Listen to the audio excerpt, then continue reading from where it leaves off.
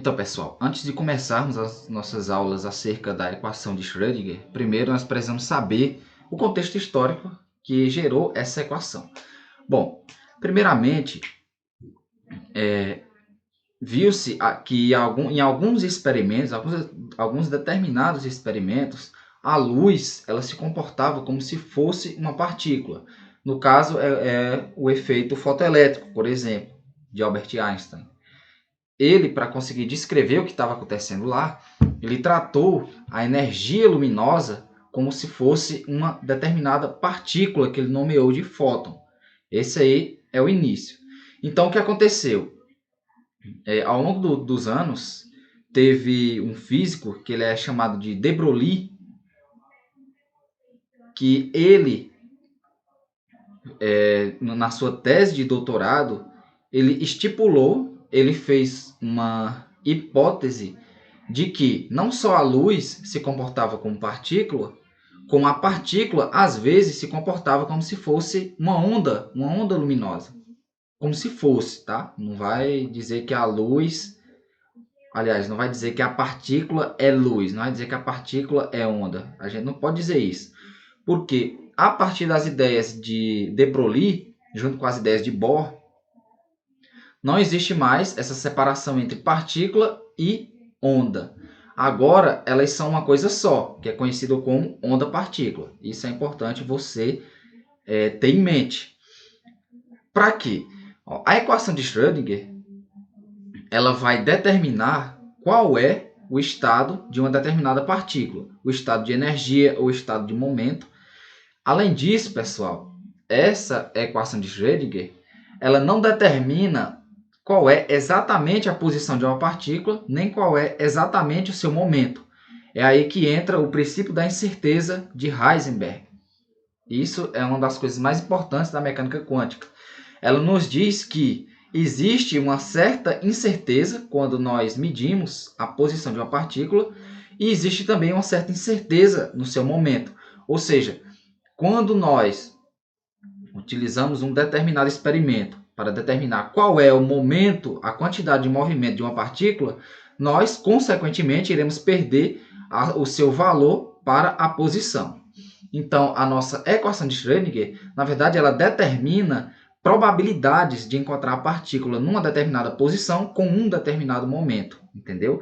Não é algo exato, é algo probabilístico. Você só tem determinadas chances de encontrar a partícula em determinadas posições com determinados momentos. Isso tem que ficar claro. Mas afinal de contas, o que é essa equação de Schrödinger? Eu vou mostrar aqui para vocês. A equação geral de Schrödinger. Tá aqui. Olha só, pessoal. Isso aqui é um termo que nos diz como a função de onda ela varia com o tempo. E isso aqui nos diz como a nossa função de onda varia com a posição.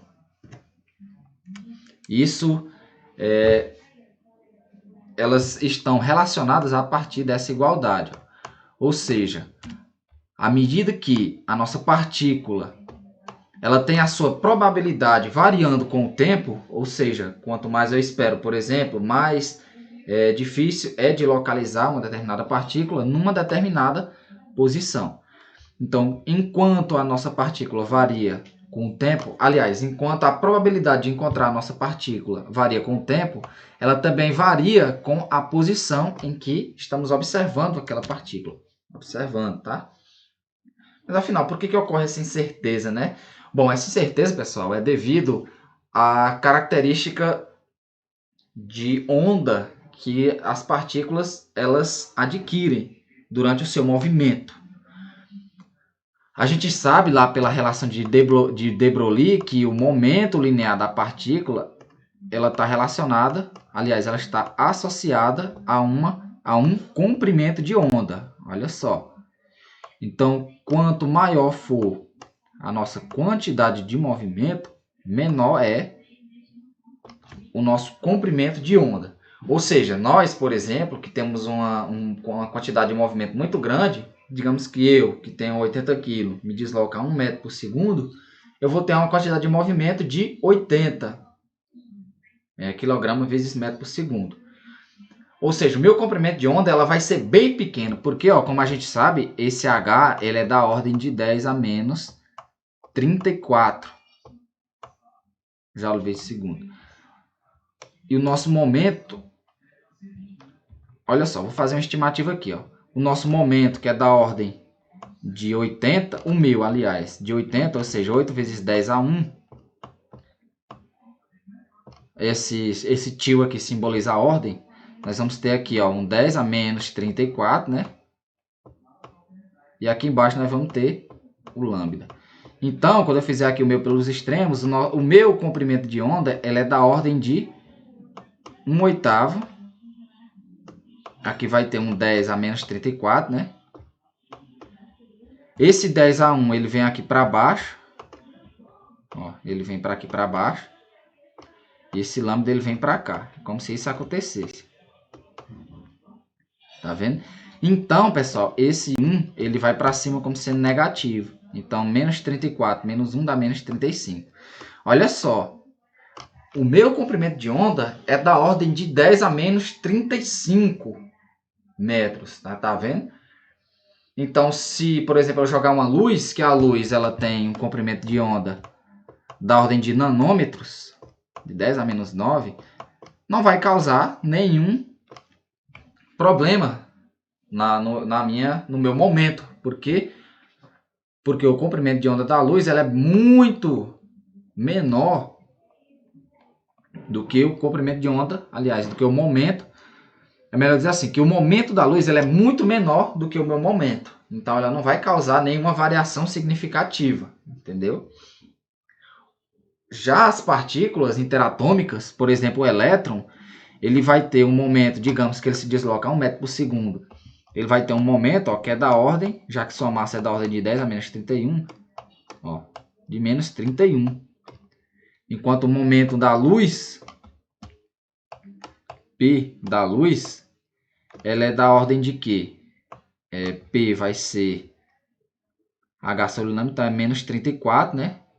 Mais 9. Deixa eu ver quanto é. Não se preocupe com essas continhas não, pessoal. Aqui é só para vocês entenderem o que está acontecendo. Olha só. O momento da luz ela é da ordem de 10 a menos 25. Claro, pessoal, estou considerando o meu elétron andando a 1 metro por segundo, mas isso não é verdade. Ele normalmente anda com a velocidade próxima à velocidade da luz. Ou seja, próxima de 10 a 8. Então, quanto é? Ó? Menos 31 mais 8. Dá menos 23, tá vendo? Então, esse momento é como se fosse da ordem de 10 a menos 23. Estão vendo como essas quantidades de movimentos elas são próximas uma da outra? Então, quando eu emito uma luz, para saber onde o elétron está, ocorre uma colisão. E muda o momento do meu elétron.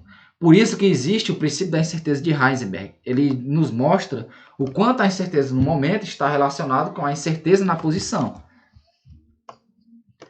Delta x vezes delta p, que é na nossa incerteza, ela tem que ser maior ou igual a um valor, que é h cortado sobre 2. Então, esse é o nosso alicerce da mecânica quântica.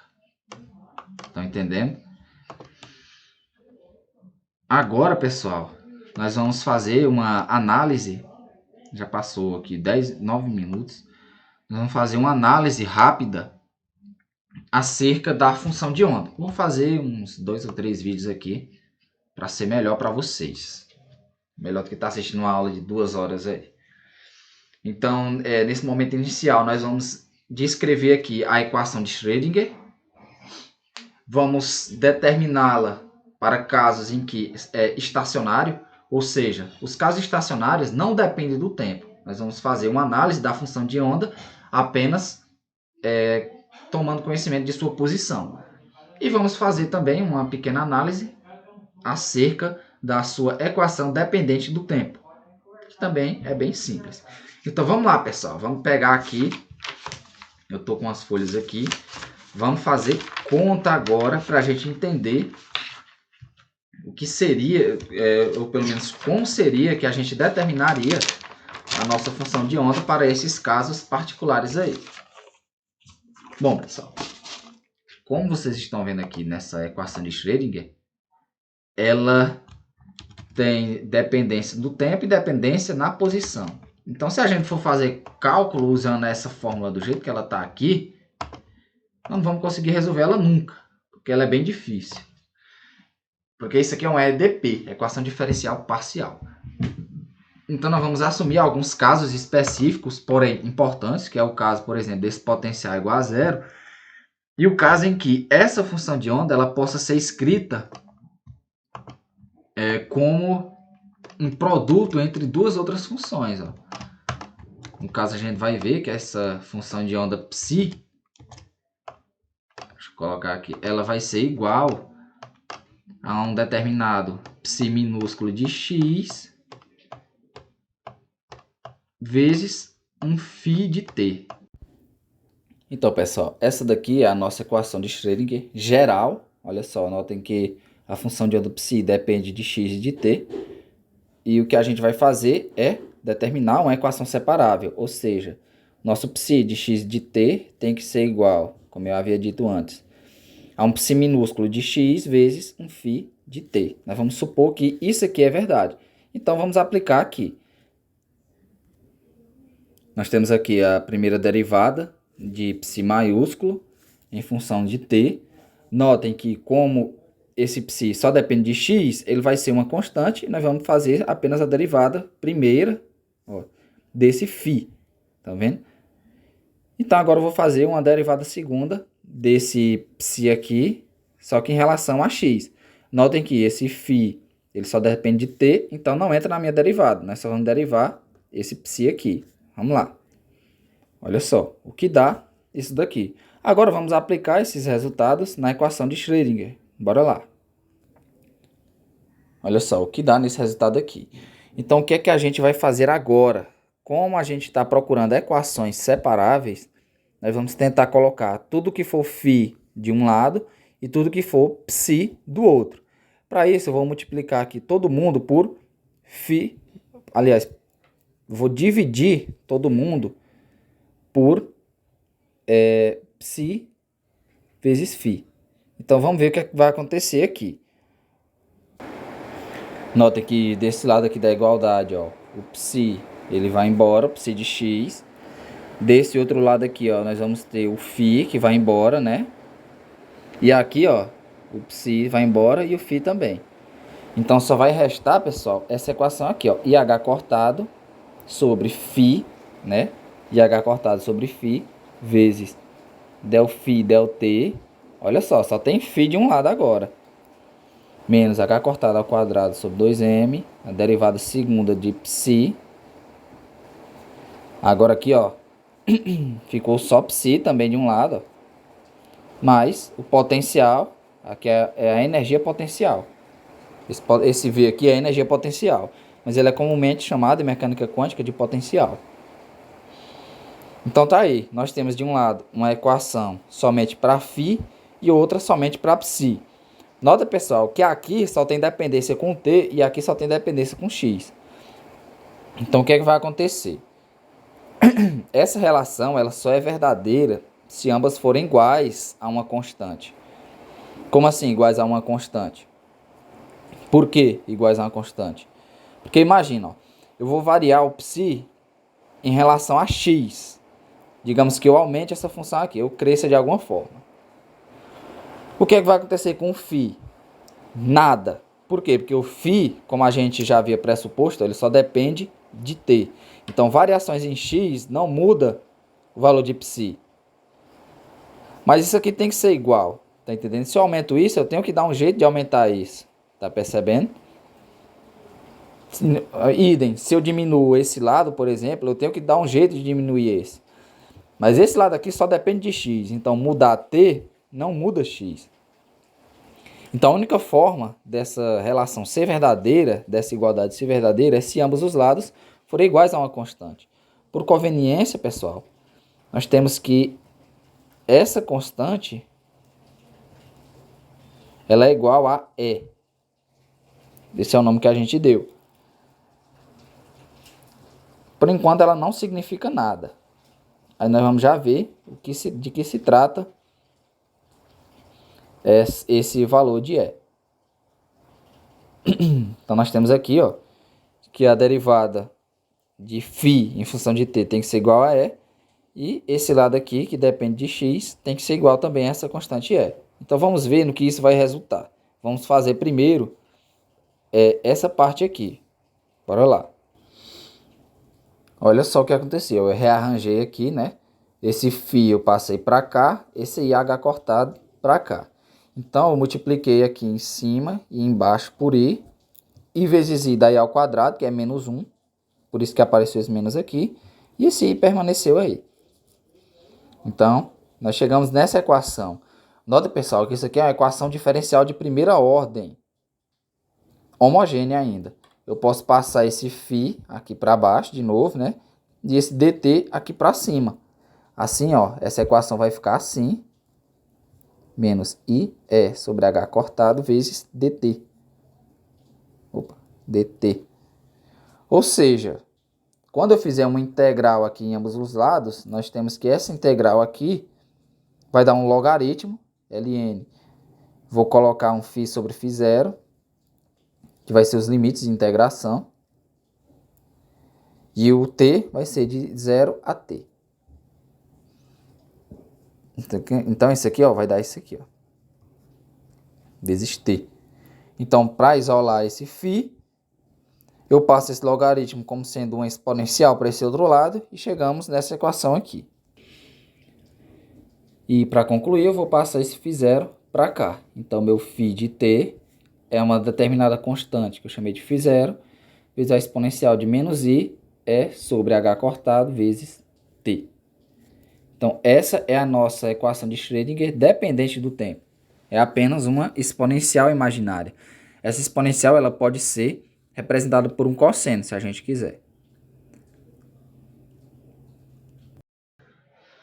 Porém, pessoal, essa equação de Schrödinger dependente do tempo, ela não nos interessa muito, porque ela não dá nenhum estado de energia para a gente.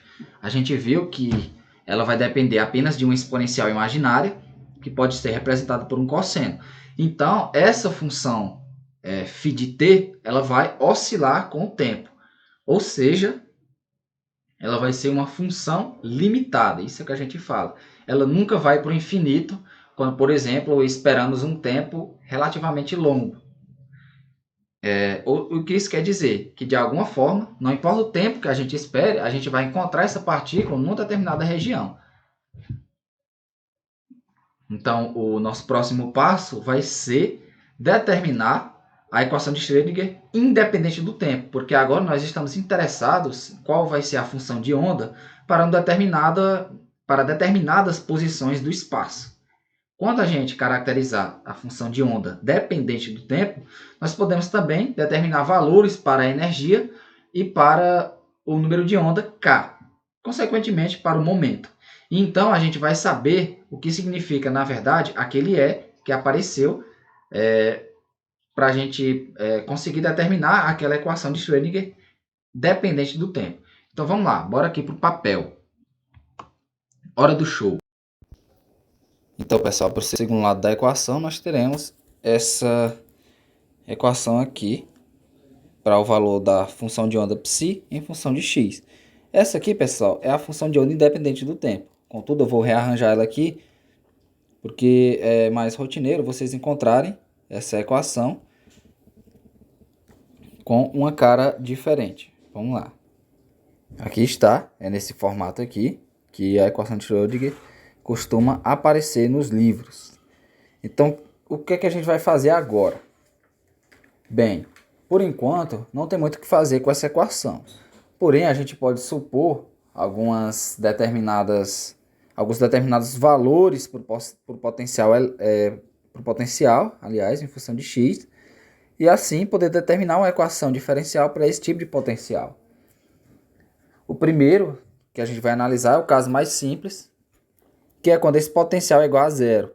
Como ele é igual a zero, ele vai sumir dessa equação aqui, o que vai nos restar uma equação desse tipo aqui.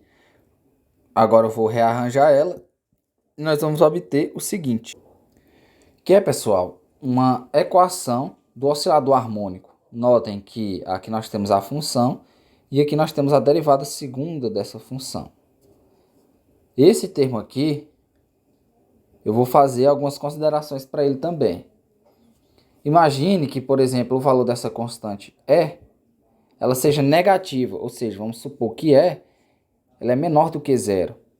Então, eu posso definir que E é igual a menos E0. Claro, esse E ainda é uma constante, pessoal.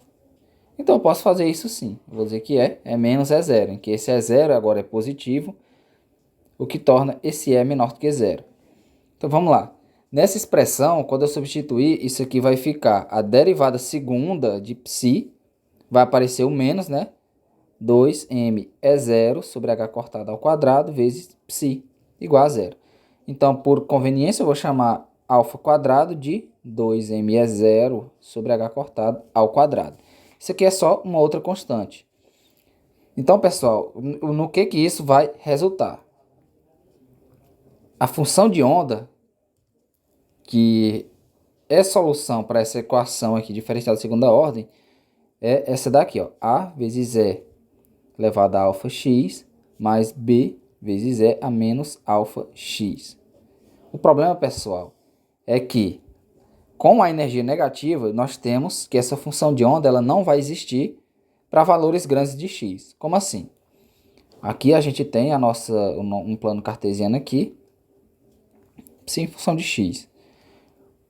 Quando eu faço uma expansão, aliás, quando eu saio do meu zero, por exemplo, olha só, note que em x igual a zero, nós temos que a função de onda vale a mais b. Porém, à medida que eu avanço pela direita, nós vamos ter algo parecido com isso daqui. Claro que ele vai partir dessa posição inicial, que ela vale a mais b. Ela vai crescer exponencialmente. Quando o x ele é negativo, pessoal, esse termo aqui, quando ele vai para infinito, esse termo aqui ele some e vai sobrar apenas esse termo aqui.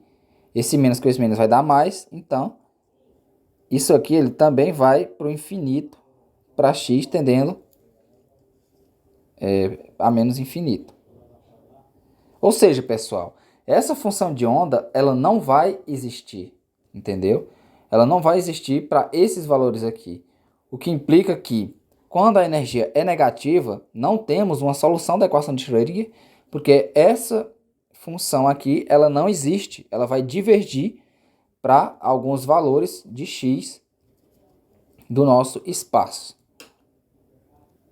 Só nos resta então, pessoal, supor que a nossa energia ela é maior do que zero. Então vamos lá, vamos ver o que é que vai acontecer aqui. Quando a energia é maior que zero, eu vou rearranjar novamente essa equação e ela vai se tornar isso aqui, ó, que é aquela que a gente viu anteriormente. De novo, é uma equação diferencial de segunda ordem homogênea.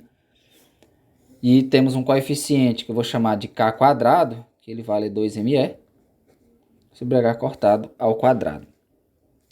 Então nós vamos ter essa expressão aqui, que é a equação do oscilador harmônico, cuja solução, psi de x, é um a vezes um seno de kx, mais um b vezes o cosseno de kx. Essa é a solução da equação de Schrödinger, independente do tempo. Agora, pessoal, o seno e o cosseno são funções limitadas. Ou seja, o seno de algum valor θ, ele só pode ser maior ou igual a menos 1 e menor ou igual a 1. Idem para o cosseno. O cosseno também é limitado a esses valores aqui. Então, mesmo que o x vá para o infinito, a nossa função de onda ela continua um valor que não diverge. A nossa função de onda ela é convergente. O único problema, pessoal, desse tipo de solução é que ela não é normalizável. Então, se eu fizer o módulo quadrado dessa função de onda e integrar para todo o espaço, nós vamos obter um valor divergente. Mas, claro, existe uma forma de contornar isso aqui. Esse caso de potencial nulo é como se a nossa partícula fosse livre para todo o espaço. Existe também, pessoal, uma nova forma de representar isso aqui. Ao invés de eu representar como seno e cosseno, eu posso representar como sendo exponenciais. Quando eu represento a minha função de onda com essas exponenciais imaginárias, que também é limitada, porque eu posso representar elas como sendo um seno ou um cosseno, nós temos o seguinte, pessoal, que esse termo aqui da equação, ele está relacionado à nossa partícula se deslocando da esquerda para a direita. E esse termo aqui está relacionado à partícula se deslocando da direita para a esquerda. Então, a nossa função de onda é uma superposição desses dois valores aqui. O que implica que isso aqui é o que a gente conhece como gato de Schrödinger. Essa é a equação do gato de Schrödinger. Porque essa partícula ela está andando tanto para a direita quanto para a esquerda ao mesmo tempo. Quando eu realizar a minha medida para determinar, por exemplo, a quantidade de movimento, digamos que eu veja que essa partícula está se deslocando para a direita. Então, a nossa função de onda vai ser simplesmente A vezes E elevado a I, kx. Idem, se for para a esquerda, a nossa função de onda vai ser assim. Claro que aqui vai ser um B. Estão entendendo? Então, quando eu fizer a medida do que está acontecendo, eu vou saber se a minha partícula está indo para a direita ou para a esquerda. Enquanto isso, enquanto eu não faço a medida, ela está indo para os dois lados ao mesmo tempo. Isso que é o gato de Schrödinger, explicado utilizando a matemática da função de onda.